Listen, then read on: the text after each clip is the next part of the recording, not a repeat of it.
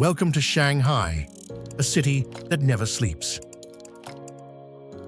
Home to more than 25 million people, it's one of the most advanced and vibrant cities on Earth. Here, cutting-edge technology meets centuries of history. Shanghai is a place of energy, ambition, and constant motion, where every sunrise reveals a city still reaching higher, modern, magnetic, and endlessly evolving.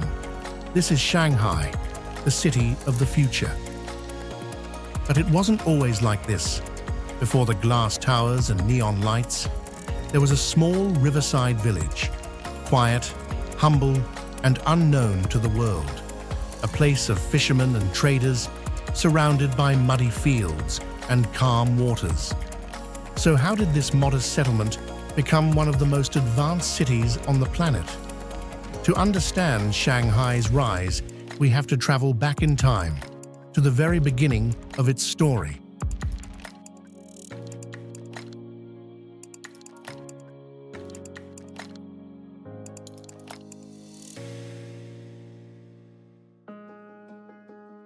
The humble beginnings. For centuries, the land where Shanghai stands was nothing more than wetlands and rivers.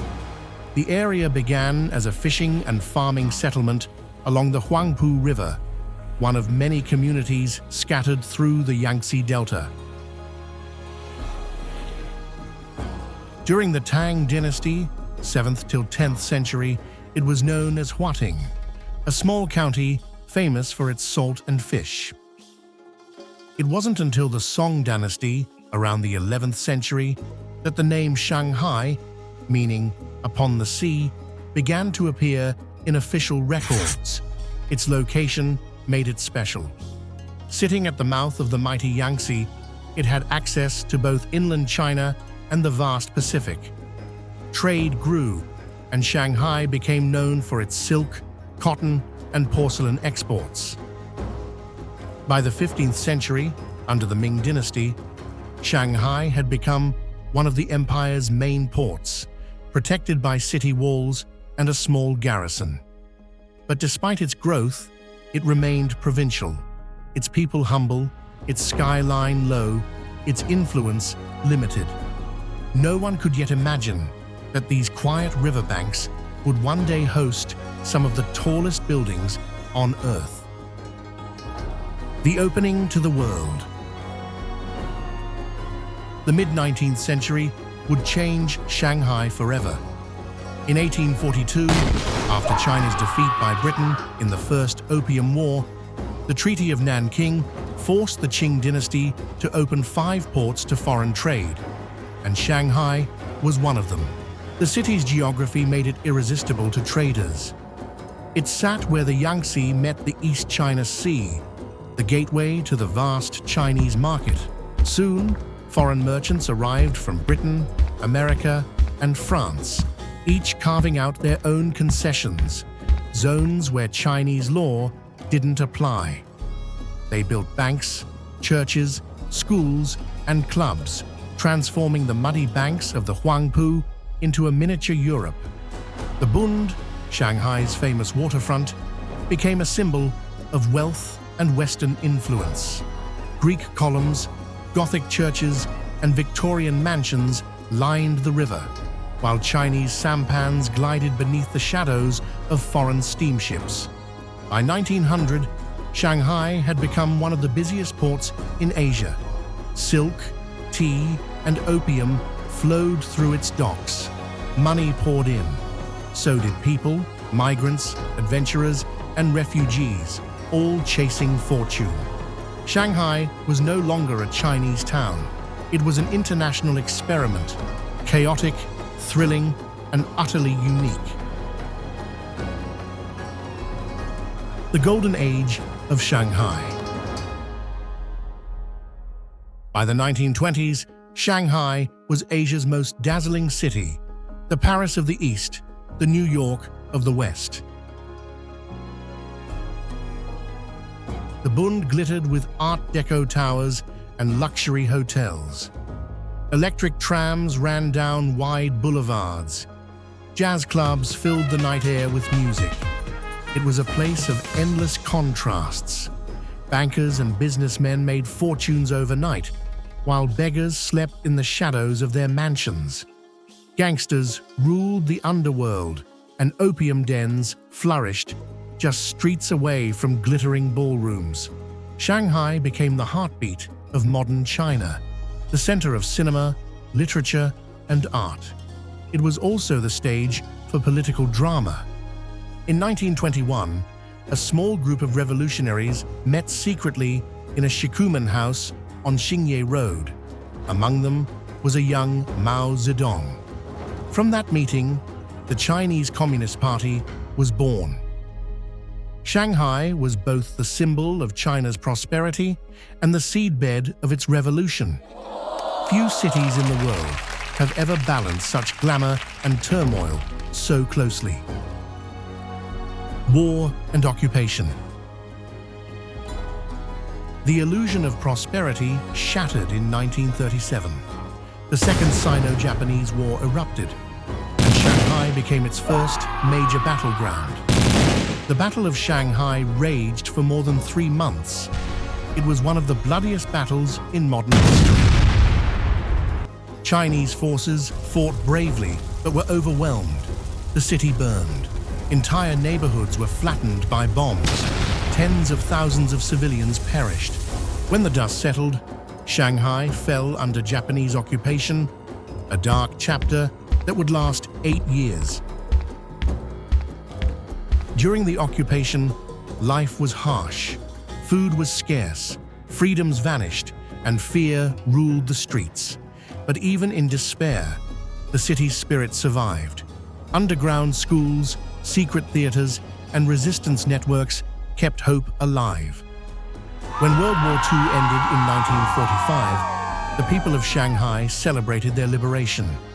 But the city was scarred, its economy shattered, and its golden age gone forever. The Communist Era and Decline.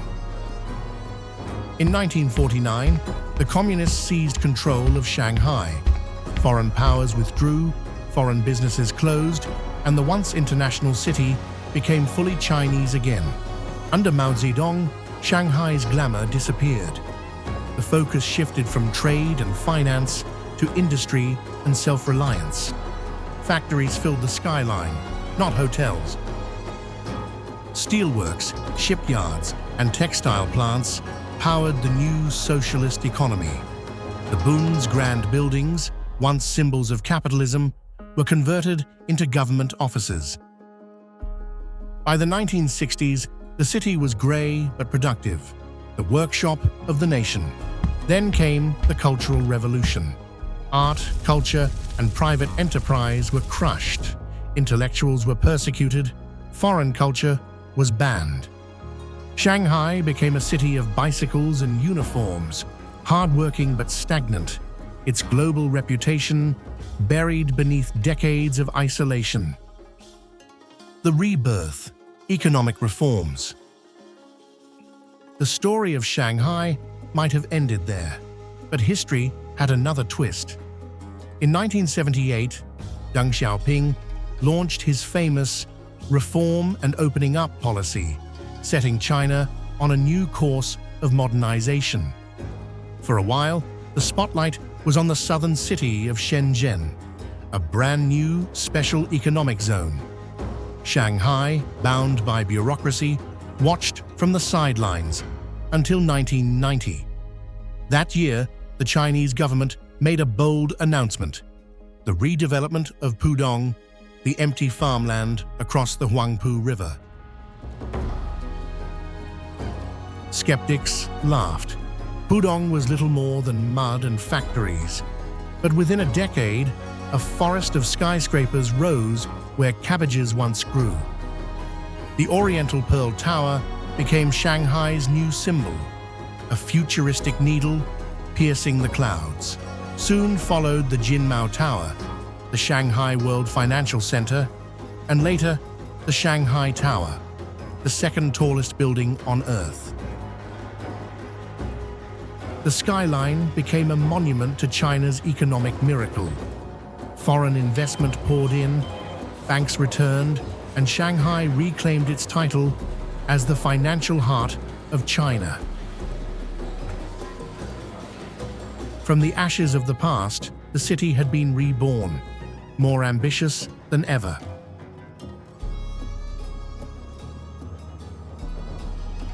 Today, Shanghai is a city of superlatives. It has the world's busiest container port, one of the fastest trains, and one of the most advanced metro systems anywhere.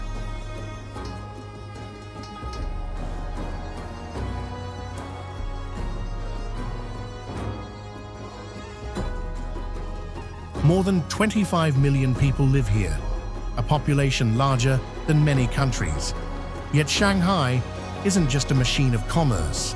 It's also a city of art and culture, home to world-class museums, international fashion weeks, and cutting-edge technology hubs. The French concession still echoes with colonial charm, shaded by sycamore trees and cafes. Meanwhile, Lujiazui glistens across the river like a city from the future. Shanghai today is where China's past and future meet, a living bridge between East and West. Looking to the future. Shanghai's story is far from over.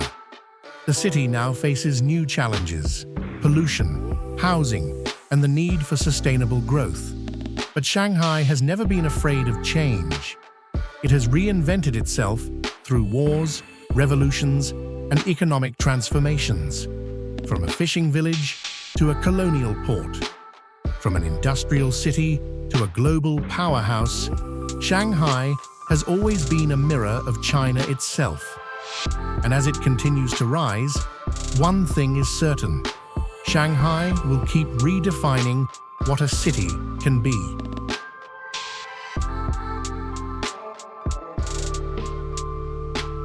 Shanghai's story is one of resilience, ambition, and transformation.